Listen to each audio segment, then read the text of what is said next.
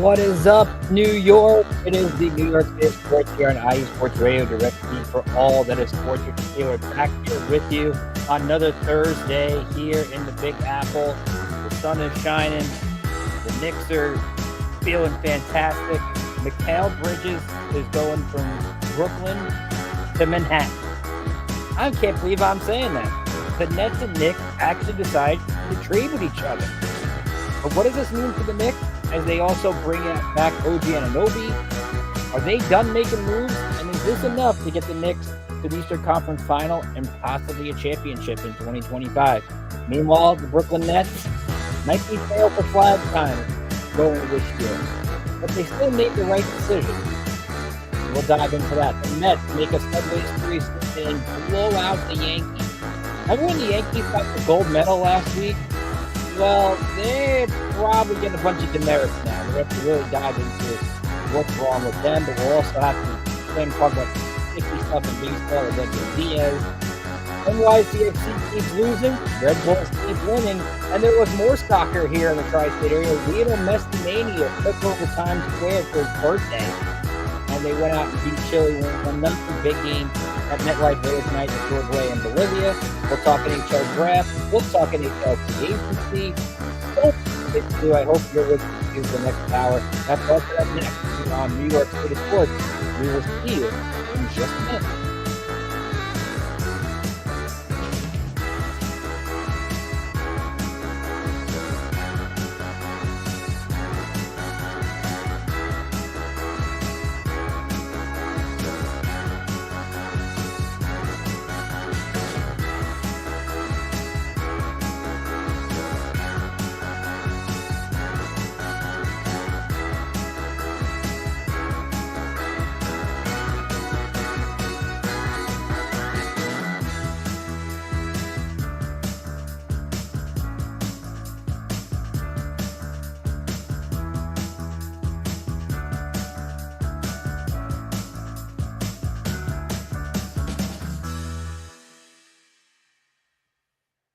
Welcome back, everybody. Again, Ricky Keeler here with you on a great Thursday here, and we want to get you involved in the show as well. Here, if you're listening on YouTube, please get in the chat room. I would love to hear from you. You could also follow the network at IE Sports Radio on X, Instagram, Facebook, TikTok, social media, wherever. We want to make sure to follow the network. You follow the show at NY State Sports IE, usually tweeting during games, usually tweeting during the NBA draft, maybe the NHL draft, free agency. We'll dive into all that. You can follow me on Twitter at Ricanator555. You can go to our website, iesportsradio.com, my show / New York State of Sports. Just go to the regular site or go to the shop. We got cool merch. It's summer. Could probably use some cool short sleeve shirts or hats or something to take you to the beach. Be sure to check that out. If you missed any part of this podcast live today, it's on Apple Podcasts, Spreaker, Spotify, all those fancy things. So you want to be sure to check those out if you miss any part of the show today. So before we dive into this epic Nets-Knicks trade that I never thought was going to happen in a million years and kind of dismissed it during all the Knicks post-game shows we did during the spring, we got to pay some bills, which the Knicks hopefully won't have to pay a giant luxury tax bill. But we'll hear from Planet Jerky and see how the deal wax seals, and we'll be right back to talk Knicks-Nets trade after this.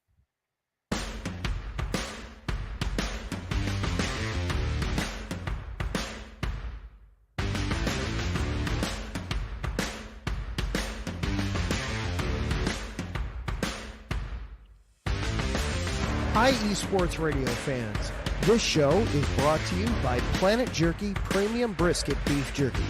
Planet Jerky is the official jerky of the 2022 California League champion Lake Elsinore Storm, single A affiliate of the San Diego Padres.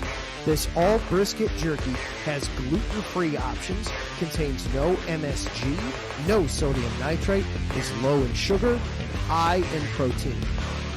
Go to their website at planetjerky.net and follow them on Instagram at Planet Jerky. Planet Jerky, the jerky that's on a whole other planet.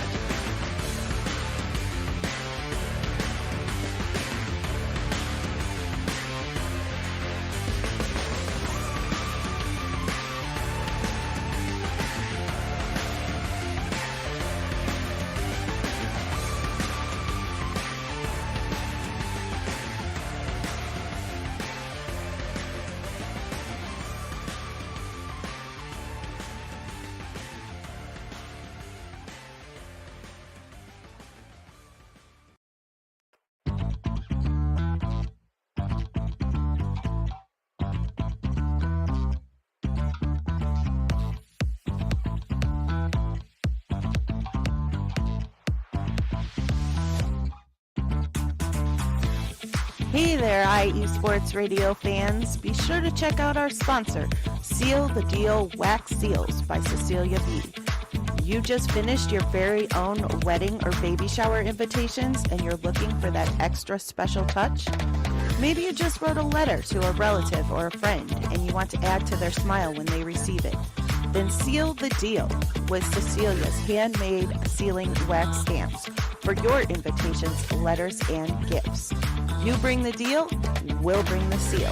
You can find them on Instagram at sealthedeal_wax stamps and on Facebook, Seal the Deal Wax Seals.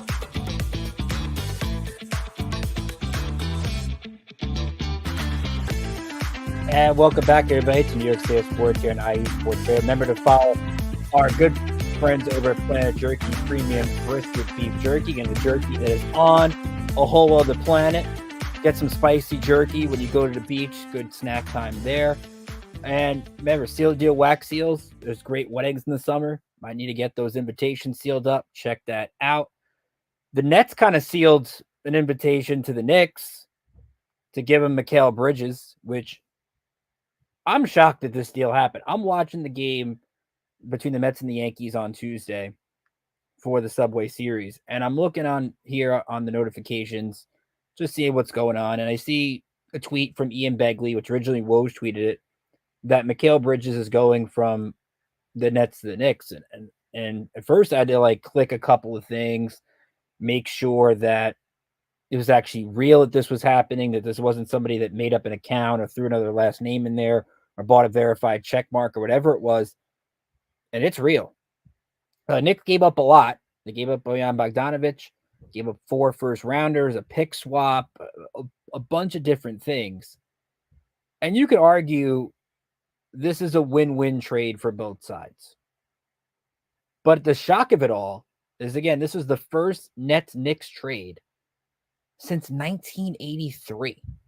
Now, I know they've dealt with a lot of Cold War things in the past, and these franchises don't exactly want to help each other, especially now that the Nets are in Brooklyn. I mean, think about all the jealousy that some Knicks fans had out there when the Nets got Kyrie and Kevin Durant and DeAndre Jordan, and they looked like the places where stars wanted to go. Now, we haven't seen a star necessarily come to the Knicks still yet.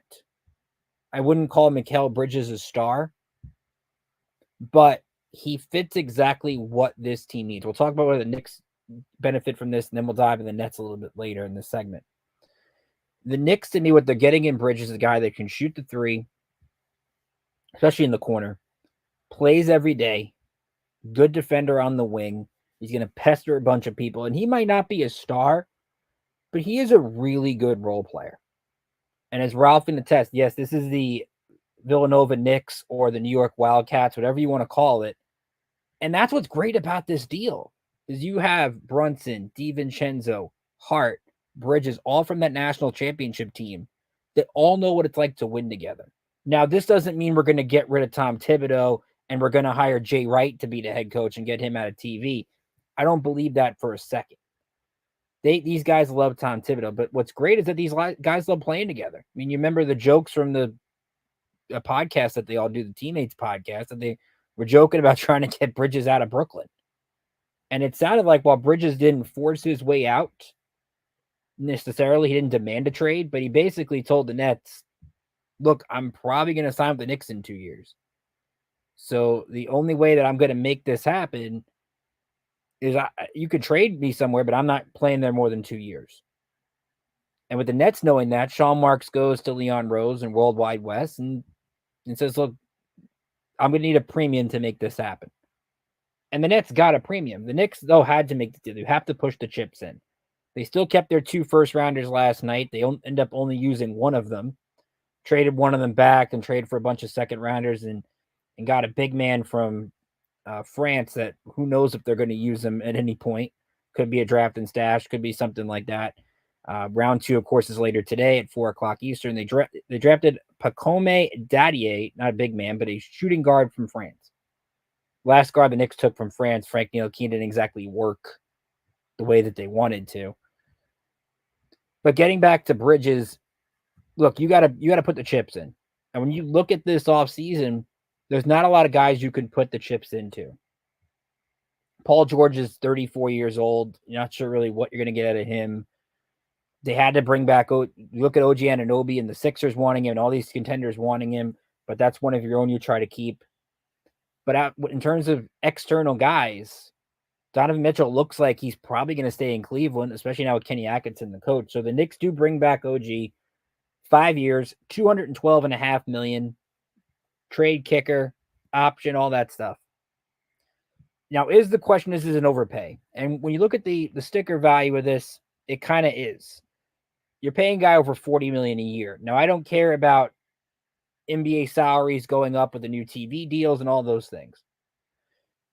But when you give up all the draft capital they gave up to get him when they gave up Barrett and Quickly, and now you gave up all the draft capital to get Bridges, you almost have to keep Anunoby in the mix. The Knicks are playing with not a lot of leverage. So if you let OG go, all right, Bridges against OG is a net neutral, you would say. Both are good defenders. OG's probably a better defender. Bridges is like a better offensive player and definitely more durable. Remember, Bridges played 83 games in the COVID year. He played the 82 for Brooklyn / Phoenix and then played in the play-in. So he plays every day.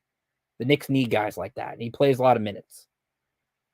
But OG provides that extra something that the Knicks needed in January, February when they went on that run.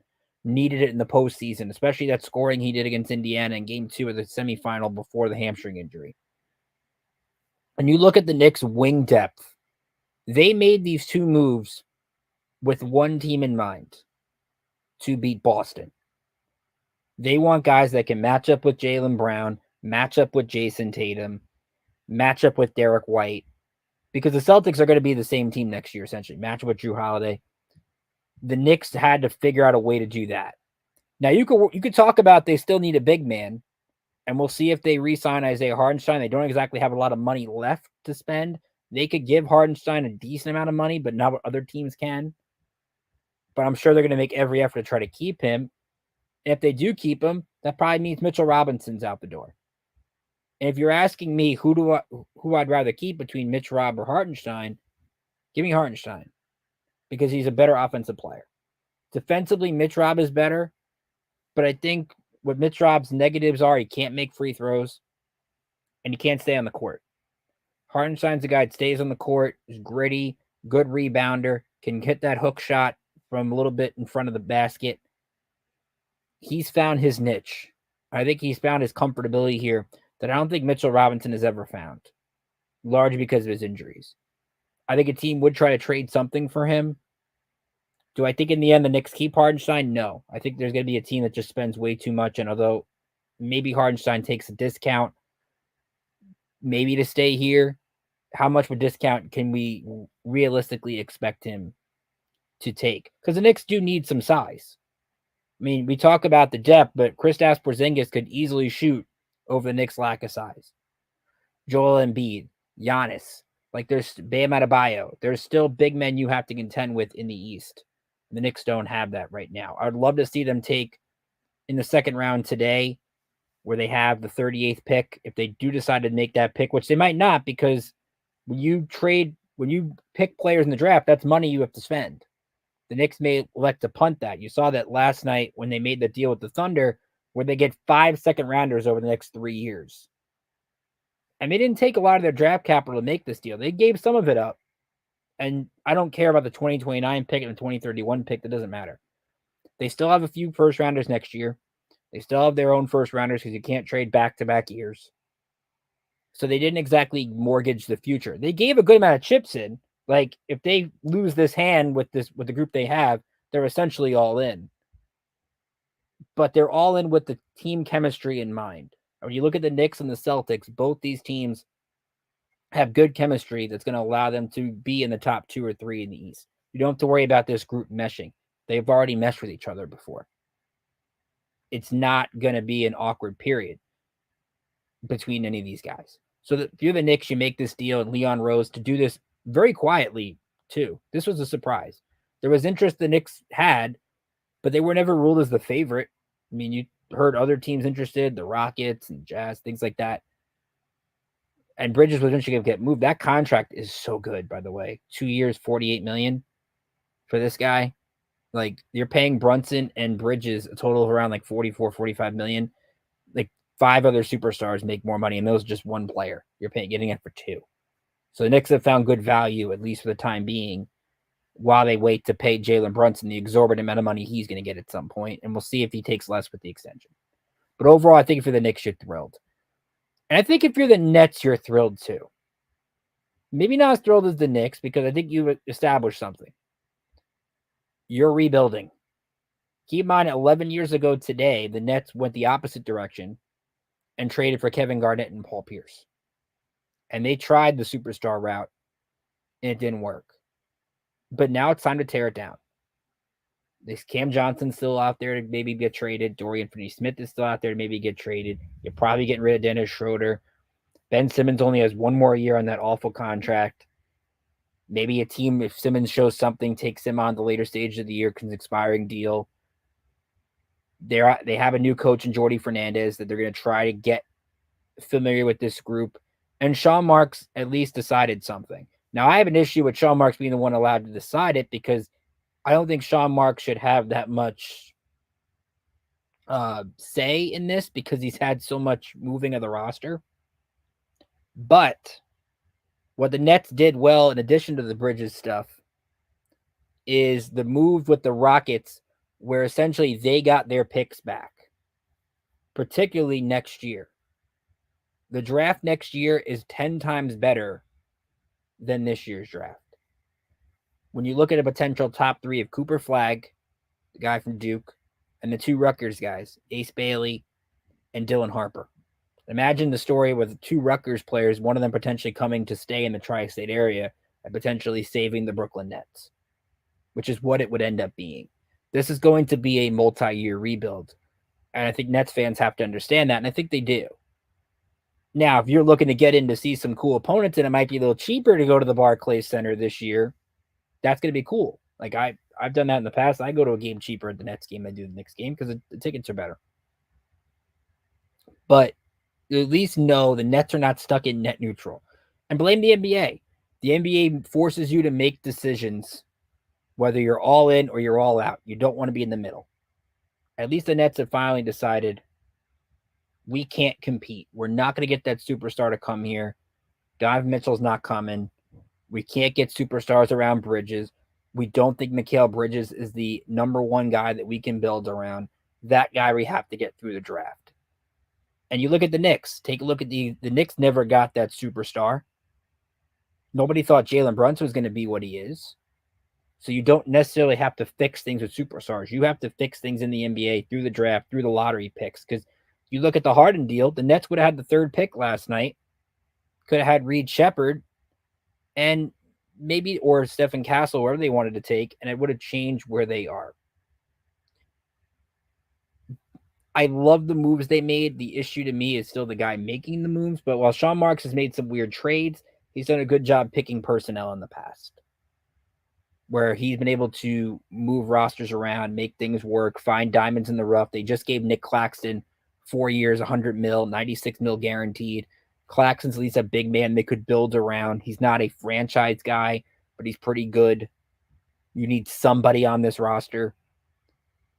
So overall, I think the Knicks fan should be thrilled. While the Net fan is sad, I think they're going to be okay, and I think they're happy that a direction has been chosen one way or the other. So both teams, I think, eventually win this deal. And if you're the Nets fan, you go out there and hope the Knicks fall flat on their face so that their picks look really good, and you keep that rebuild going in the right direction. But overall, I got to like what both teams did. Speaking of the other basketball team in town, interesting week for the New York Liberty. They go 3-1 in these last 4, and you got to give the Liberty a lot of credit for this. I know they lost the Commissioner's Cup to Minnesota on Tuesday. Minnesota was just a better team in the second half, particularly in the 4th quarter.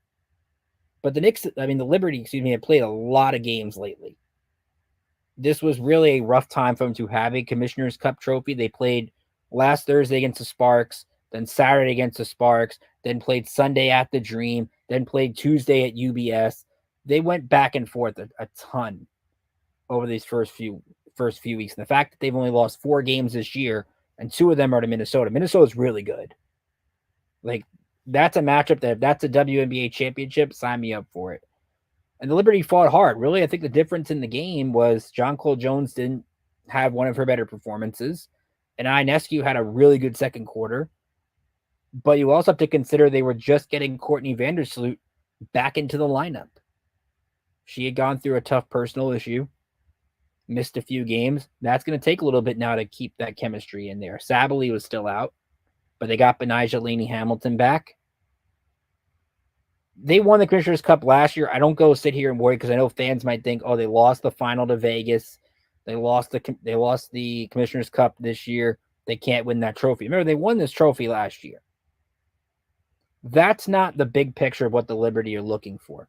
They want the ultimate prize of a championship. That's why they put this team together. So if there is an issue I have with this team still, I would say lapses in quarters. Third quarter, they lost out 19-10. That was a big difference. Stewart had 24 for the Liberty on Tuesday with 11 boards. Ionescu 23 and 10.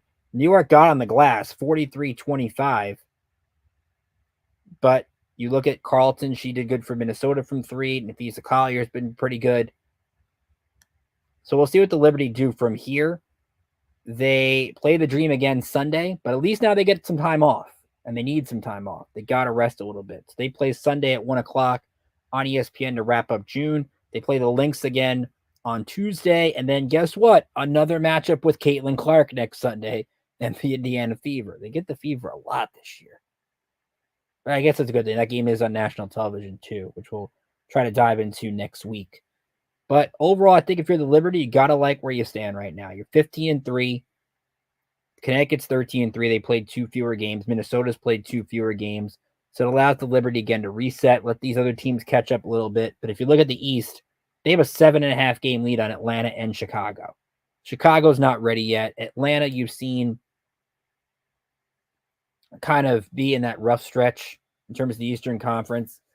So I think you look at this stretch here for New York, get the rest, get ready to go, and let's get into July on a hot note. So overall, as the standings here on the screen, I think they're in really good shape, especially the Eastern Conference. Like it's right now, you can't put it in pen yet, but you can pencil Liberty, Sun in one of those conference final kind of things. And they'll play again coming up at the Mohegan, I believe, in July 10th. So that should be a lot of fun. We'll take our first break. We'll come back. We'll talk Subway Series and not the outcome everybody expected. The Yankees throw Garrett Cole and Luis Gil, 2 of their top guys, and the Mets not only win, but dominate. What's the state of both New York baseball teams? We'll dive into that next here on New York State of Sports and IE Sports Radio, direct feed for all this sports. We'll be right back after this. Hey, sports fans. Are you in the market for Florida sports or just keeping up with the latest in the Panhandle? Palm Tree Sports is a dedicated audio hub to all things sports in the Sunshine State. We cover current events, big news, heavily favored opinions all across the NFL, NBA, MLB, and so much more. So come check us out every Saturday evening at 6 p.m. Eastern Standard Time. For a down south education on Florida sports and athletics, it's hosted by yours truly, Corey Pujols, and is powered by IE Sports Radio, your direct feed for all that is sports.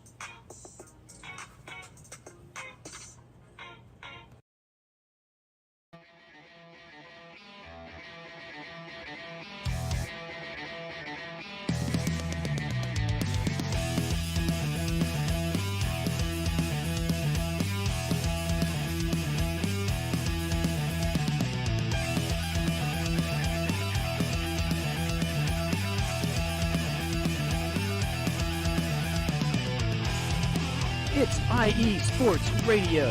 It is your direct feed for all that is sports. It is Philly Sports Talk with Cash and Chris every Tuesday night right here on IE Sports Radio, your direct feed for all that is sports. Philly Sports Talk with Cash and Chris is the most comprehensive view on Philadelphia sports exclusively right here on IE Sports Radio. You know what it is, your direct feed for all that is sports. Tuesday night, IE Sports Radio, Philly Sports Talk with Cash and Chris.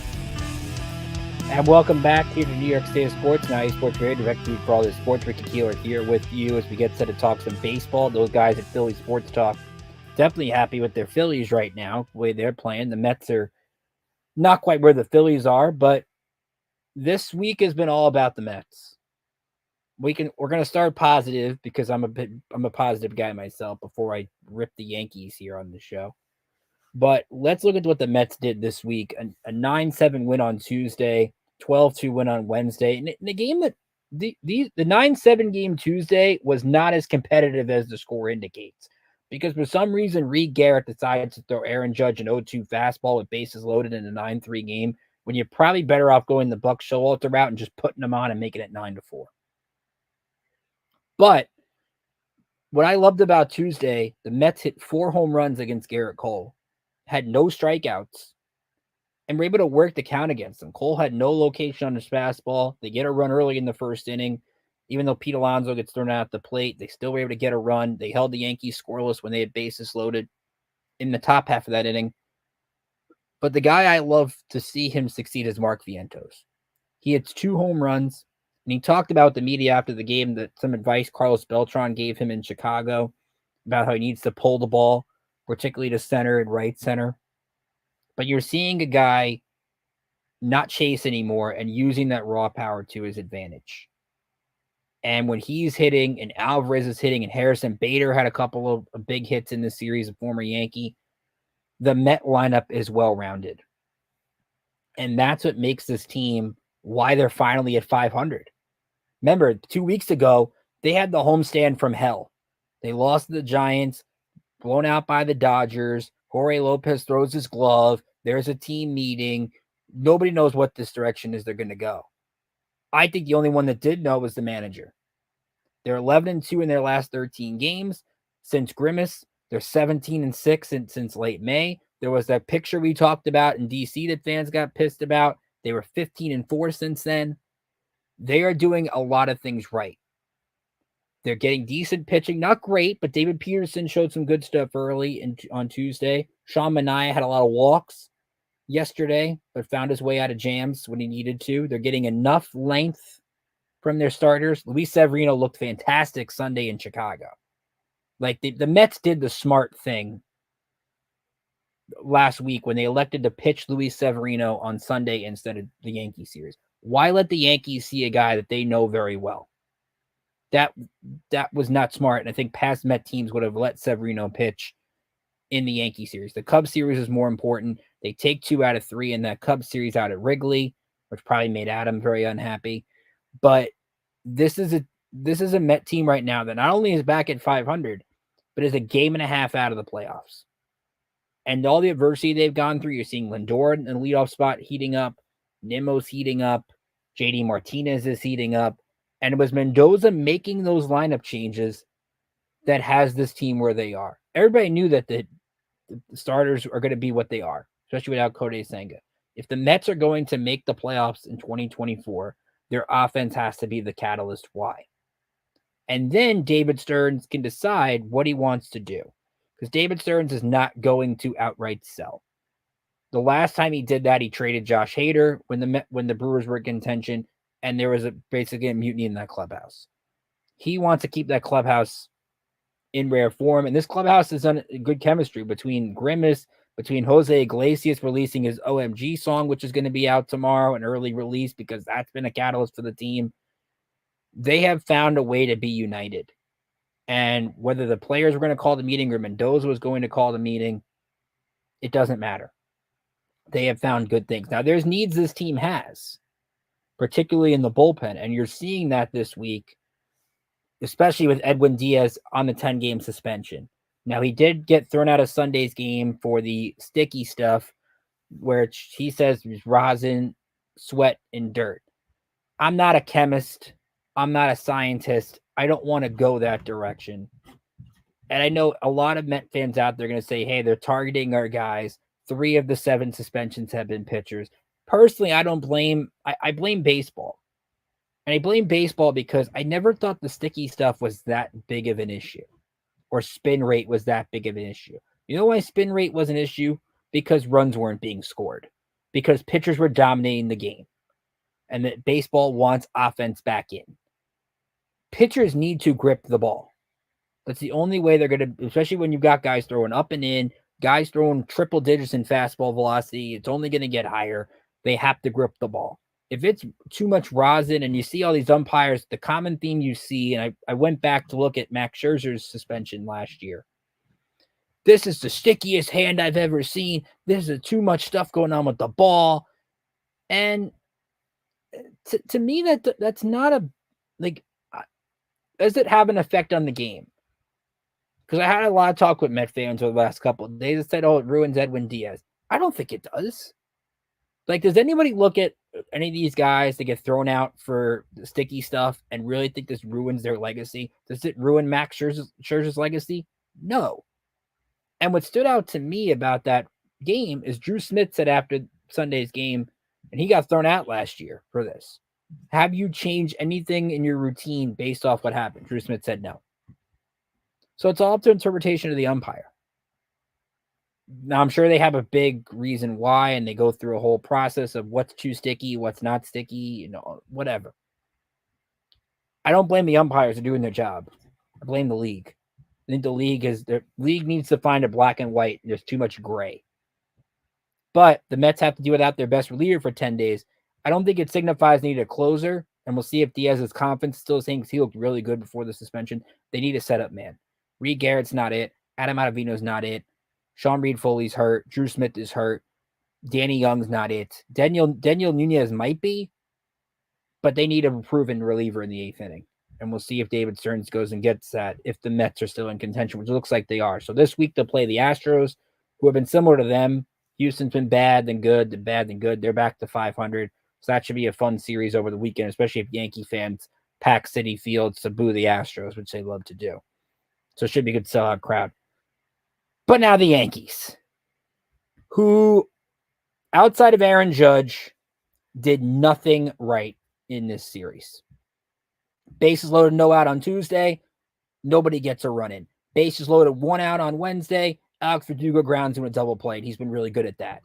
The Yankees have been one of those teams that have hit the most double plays this year in the bigs. Judge hits 2 home runs this week, but really outside the top 3, Volpe, Soto, and Judge, they can't score. And you're seeing guys struggle. And I know Giancarlo Stanton's out, and I know Anthony Rizzo is out, but 4 through 9 in the lineup are awful. J.D. Davis is hitting cleanup for this team. They just traded for him a few days ago. They have nothing at catcher. DJ LeMahieu's hitting 180 at third base.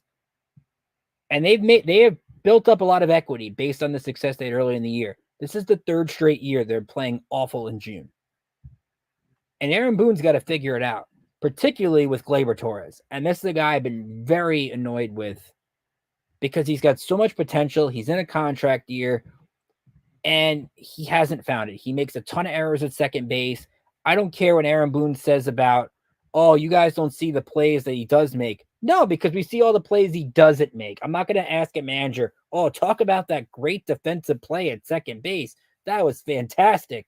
No, what stands out is the bad plays. And the 8th inning, after Judge hits a grand slam and gets you back in the game, he hits a ground ball and doesn't hustle. And Aaron Boone is not going to come out and say, oh, I benched him for not hustling. But why shouldn't he? I know it's 2024. I know we shouldn't coddle our players, or we should coddle our players and all those things. What is wrong with saying, yes, I benched him, he didn't hustle? He hasn't. When you don't run it out, and I don't care if you got a tight groin. If you have a tight groin, don't play. You got to be able to hustle it out of the box. And what's wrong with the manager telling the media, telling the fans, he's benched because he didn't hustle? And send a statement to your team. Because you saw Alex Verdugo not do that last night either. So it's one thing when you struggle with injuries and all these things, but when the effort's not there, that's a problem. That is an absolute problem. And is this team going to make the playoffs? I believe so. I think the league is just that bad. The fact that the Orioles lost 5 out of 6 and the Yankees still lead the division by a game and a half with the way they're playing. They've lost 4 straight series. And I don't know if there's a quick fix. Garrett Cole shouldn't be at the big leagues right now. The Yankees clearly rushed him back because they needed pitching and they were hoping he could stretch out at the big league level. That's a mistake. Garrett Cole was not ready. You throw him in these 2 high adrenaline series between the Orioles and the Mets, and there's just nothing right with him right now. Luis Gil is pitching like a guy that, quite frankly, is tired. His last 3 starts have been awful.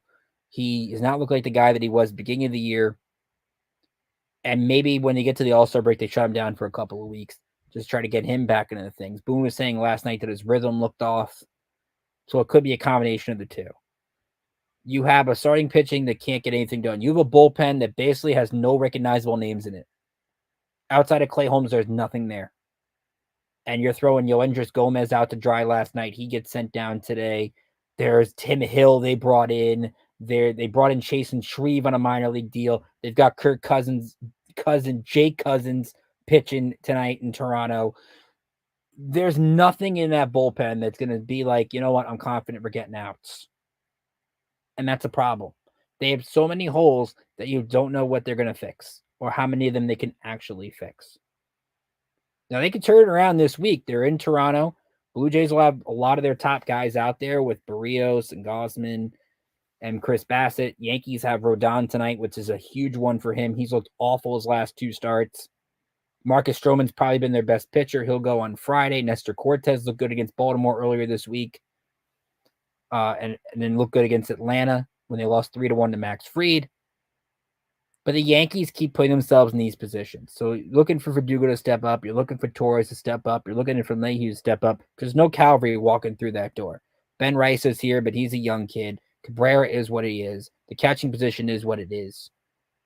They're going to have to tread water as best they can. And you can't rely on Juan Soto and Aaron Judge to win every game.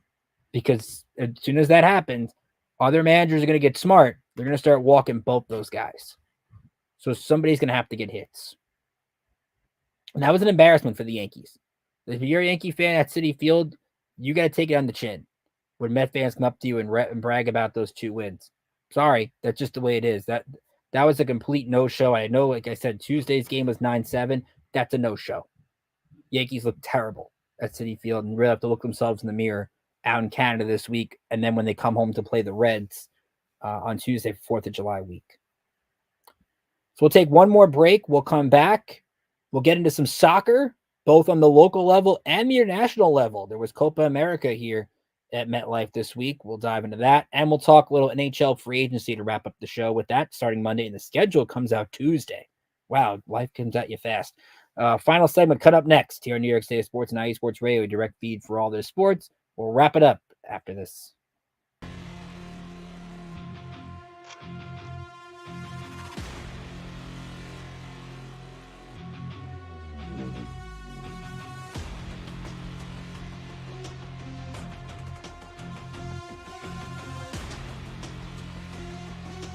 What's up, Pittsburgh? This is Ralph Calise, the host of the Injury Report on IE Sports Radio, your direct feed for all that is sports. Are you that passionate diehard Steelers, Penguins, Pirates, or just a Pittsburgh sports fan? Then please join me on the Injury Report every Tuesday on IE Sports Radio, the direct feed for all that is sports, and I will update you on all that's black and gold and have you telling your Pittsburgh fans and friends what's up with Pittsburgh sports. Tune in Tuesday with me, Ralph Calise, the Injury Report on IE Sports Radio, your direct feed for all that is sports. Let's go!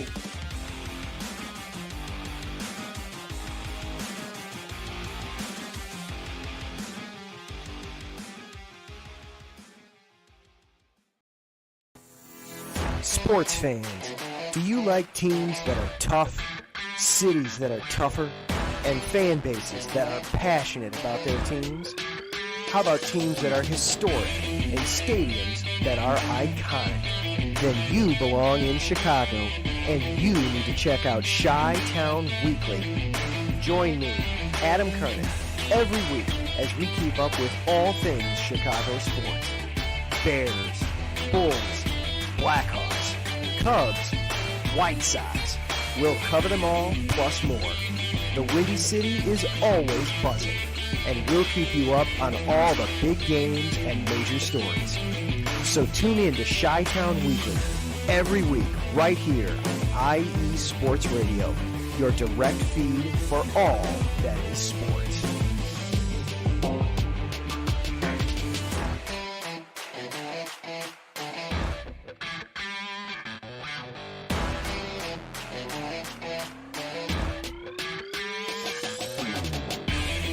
Welcome back to the final segment here on a Thursday on New York State Sports, now IE Sports Radio, your direct feed for all of the sports. And Keeler back here with you to hear the latest from our guy Adam out in Chicago. He's very busy with Chicago and NHL free agency and the draft, which we'll dive into in a little bit when we wrap up the show. But I want to get into some soccer. Another rough weekend for NYCFC. They take another loss. They lose 1-0 to Nashville. Nashville beat them earlier this year. They've now dropped to 6th in the Eastern Conference standings. They're not getting any goal scoring. They're not getting any goal scoring right now. And that's an issue for this team. And we'll see if the Keaton Parks and this group can figure it out. Matt Freese can only do so much in net. They have an easier matchup this Friday. They're going to host Orlando at Yankee Stadium. Orlando's like 10th right now in the East. So there's a group that's got to find what Nick Cushing's got to get this group together. They haven't been awful. But they're not getting any chances. They've got to find that striker. We talked about it last week after that loss to the Galaxy. Back-to-back shutouts. This was like earlier in the year when they couldn't find any goals out there. Maybe that's just what this group is. Inconsistent scoring spells. And as they try to wait for that designated player period and maybe getting that star or some kind of star to come here, they have to fix that both for their MLS and for Leagues Cup. Remember, Leagues Cup is in a month. And I think they want to put a good showing out in that tournament. So maybe Orlando's the right opponent to get back on track for. But they've got to find a way to capitalize on these chances and to find that number 9 they desperately need. Red Bulls, they don't have an issue with that. Lewis Morgan, even though he's out playing, he was playing in Scotland for UEFA Euro. Their run is over. The Red Bulls are still very good at home, undefeated at home, and they rolled over Toronto 3-0. They get DC United on Saturday. That's a matchup they should be able to win. They're at home there. Red Bulls are now up to 3rd in the East and very quietly creeping behind FC Cincinnati and Miami. What's been interesting, though, is the popularity of some of these Red Bull players. Now, something we didn't get to last week that I want to talk about real quick. MLS released their top 25 selling jerseys this year. And you all know the 1-2. The 1-2 is Lionel Messi and Luis Suarez, which, by the way, they've been in the league a while. I think it's safe to say you probably should have a Messi or Suarez jersey by now. But Emil Forsberg was in the top 10. This is a guy that has already developed into a really strong player and I think one of the better strikers in the league. And John Tolkien, a defenseman, inside the top 25. So I didn't think people wanted a John Tolkien jersey so much, but I mean, he's in the running to potentially make the All-Star team. So this is a strong group they've got. So both, like we talked about, the baseball teams going in the opposite directions, soccer teams going in the opposite directions here. One can't find goals and the other's finding goals left and right. If we move to the international side of things, before we dive into Copa America, one of the things I saw is the MLS said this week that they will take a break for the World Cup. And I think that's a smart decision. You want to get the internet. You want the focus here in the United States and in Canada and Mexico to be on that stage. You don't have to adjust the schedule, but that is what it is. I don't think it's had as much of an impact with Euros and Copa Americas, at least right now.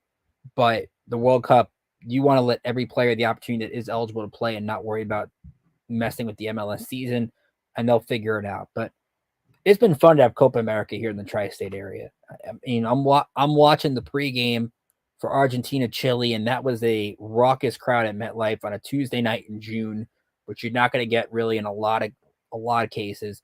Lionel Messi gets a tackle during the game. Looks like he gets banged up. He stays in, doesn't score, but Argentina finds a way to score in the latter stages of this game. They beat Chile, which is an emotional game for them. They win 1-0. They've got 6 points. They win the group. They're moving on. We'll see if maybe they get to the semi at MetLife, but it wasn't even the scene at MetLife. And I'm watching the FS1 pregame, And you are seeing Messi mania in Times Square, where all the Argentina fans just took over a busy stretch of New York City. You saw people outside of the team hotel in New Jersey wishing Messi a happy birthday.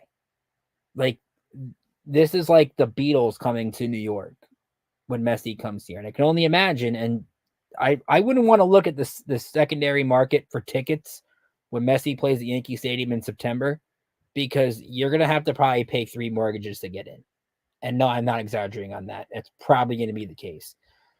But that's what makes this tournament so much fun. Like, you're watching the energy, and I'm watching yesterday Czechia play Turkey in the game to get them in, and there's like refs are calling fouls, and people are angry, and it's like there was red cards after the game, and you saw Georgia, no, not the state, the country, beat Portugal. You saw Venezuela beat Mexico. The only time I've seen Venezuela do great is when I took them to the World Cup when I played FIFA soccer a few years ago. Like that's a heck of a run by them. And when you have the World Cup here in 2 years, anything can happen. Like, the parity is just great internationally. So you get this matchup that was, I think, fun Tuesday. It's not as much of a rivalry tonight, but Uruguay will take on Bolivia. The game is at 9 p.m. Eastern on Fox. That will come after United States-Panama, which is in Atlanta at 6 o'clock. If the U.S. can get a result, I think they'll be able to get to the next round. Uruguay, last match, picked up a win over Panama. Bolivia lost 2-0 to the United States. They probably should have lost 4-0 or 5-0, but the U.S. missed on a few chances. But still, it's an opportunity to see Luis Suarez here in New York City or New Jersey. I think the atmosphere won't be as crazy, although I expect Uruguayan fans and Bolivian fans to pack the stadium. It would have been cooler if this was flipped, and imagine if it was U.S.-Panama here in New York City tonight. I mean, that would have been so much fun for a June soccer game to get that happen. Maybe Suarez gets a goal here. Maybe Bolivia pulls a surprise. I mean, you had their coach, Antonio Carlos Zago, talk about how motivated they are to take on Uruguay. So maybe you get that spirited effort and you get a really close competitive game, or you just get Luis Suarez scoring a bunch of goals. And as Larry points out, it'll probably be a better turnout than some Giants or Jet games this year. But then, again, look at that stadium. Look at that stadium. That was like 85, 90,000 people the other day. Like that. Like that's what's going to bring the excitement in 2 years. And I made sure to spend some time watching that game. Yes, it's a little late in the day. Like, you can maybe should have been 8 o'clock or 9 o'clock or whatever. But to me, that was the fun part about getting international soccer and why I get into watching a lot of international soccer. I don't have a pick for Copa America. I think Argentina would be the favorite right now. But it would be cool. Imagine the semi is Argentina-US. That would be a fun matchup. We had that, I think, a couple of years ago. So that should be fun. Going over to the NHL, congratulations, by the way, to the Florida Panthers for winning the Stanley Cup. If you're a Ranger fan, I don't think that should bother you too much.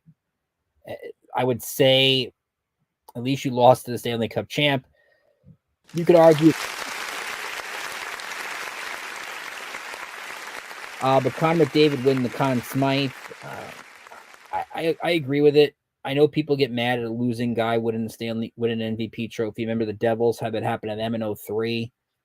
But you're going to get it to Bobrovsky. Come on, he gave 18 goals in 3 games prior to Game 7. As great as he was in Game 7, it was a fun game. It's still the totality that you want to go to the totality of the series. I think you could have found like Barkov or Reinhardt or Verhaeghe or somebody like that. But now all these teams switch. And the AHL draft is on Friday in Vegas.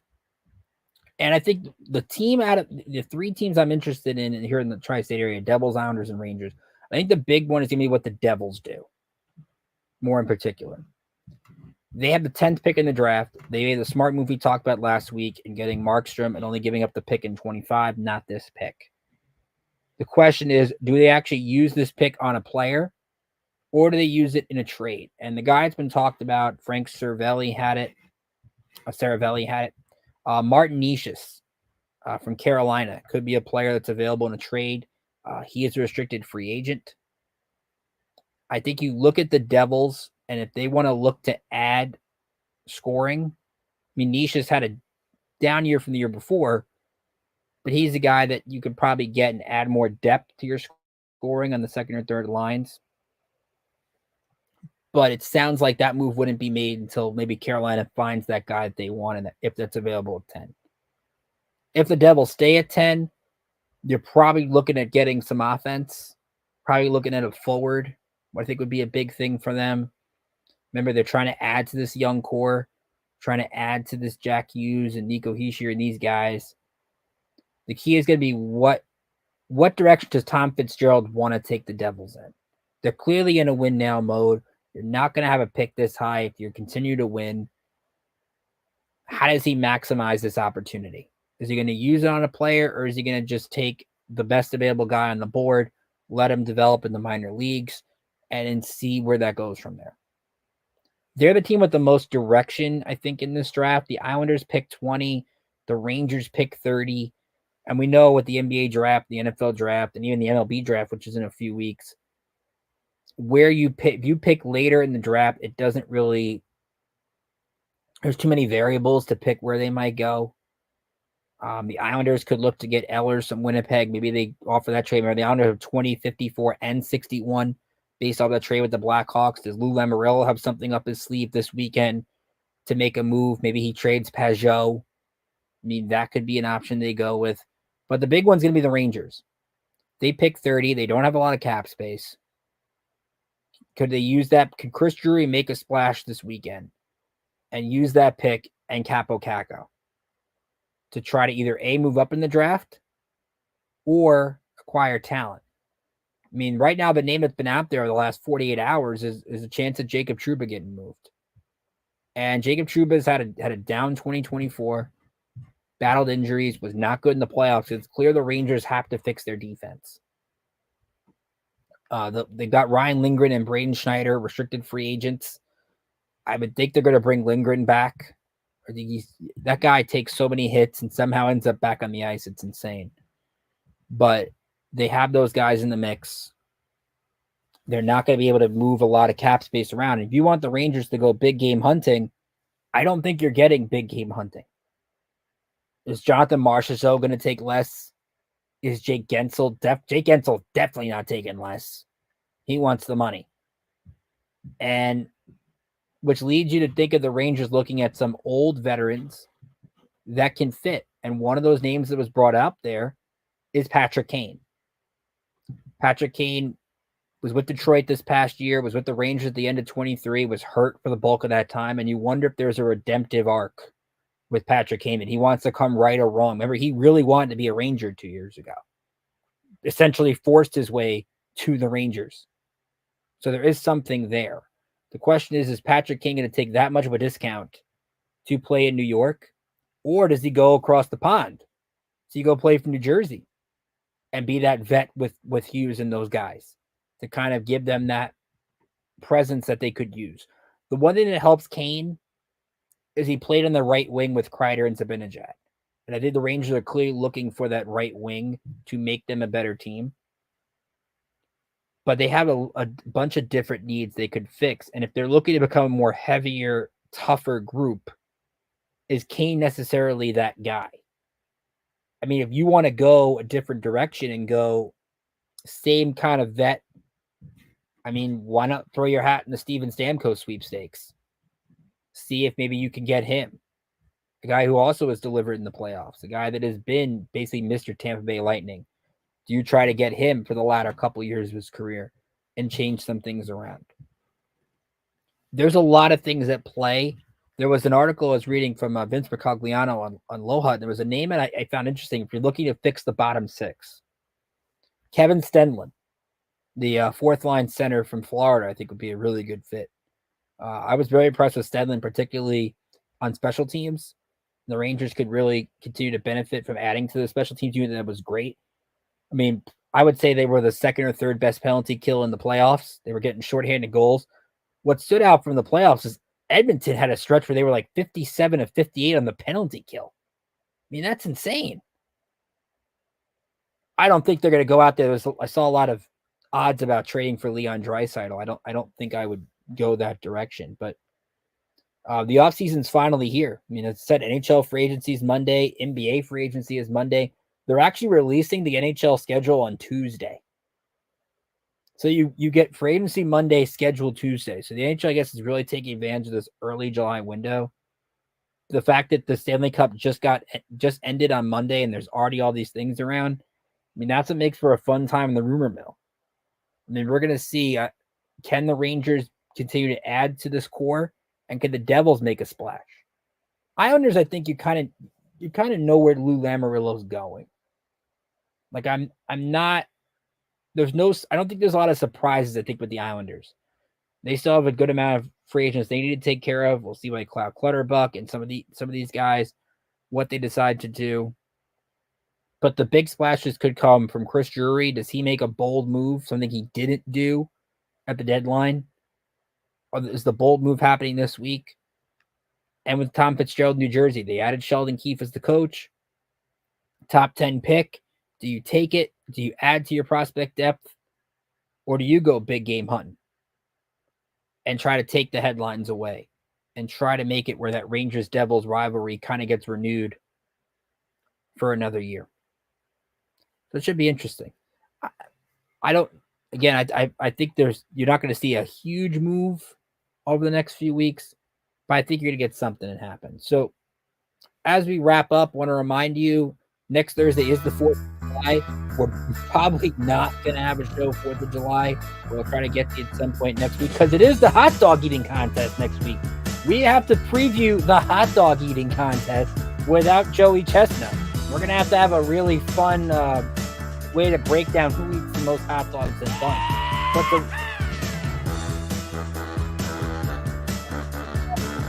wrap it up here. Again, Nets and Knicks, you got to love the trade for both sides. I think the Nets fan is looking at it from a long-term perspective. For the Knicks, it's title, baby. Time to get back to that NBA Finals, something they haven't gotten to since 1999. And now they've gotten the pieces that at least helps to compete with the Celtics when they are healthy. And we'll be interested to watch if Tom Thibodeau and this group can re-sign Isaiah Hartenstein. And if they do, that's really it for their offseason. There's basically wait till September. You have a case of Mets. Can they keep their good vibes going? Grimm is still at the ballpark. He's chugging beers in the concourse. And they're 11-2 in their last 13. Can they beat the Astros this week? Can the Yankees find their way to Canada and find their way to some wins? Because they desperately need them. The soccer team's going a different direction. You got Copa America tonight. Uruguay and Bolivia, 9 o'clock on Fox. Should be a fun matchup there between those two teams. And the NHL in full force between the Rangers, Devils, and Islanders this week. So much going on here in New York. It's so much to cover it that we somehow fit it into an hour every week. Thank all those that chime in here on YouTube. Again, if you missed any portion of the show, go to Spreaker, download the podcast. It helps me a great deal. And check it out. Let me know what you think. Twitter, Buccaneer555, NYC Sports IE, all that stuff. Thanks for tuning in. Enjoy the nice weather this weekend. We'll be heading to July. I'll see you next time.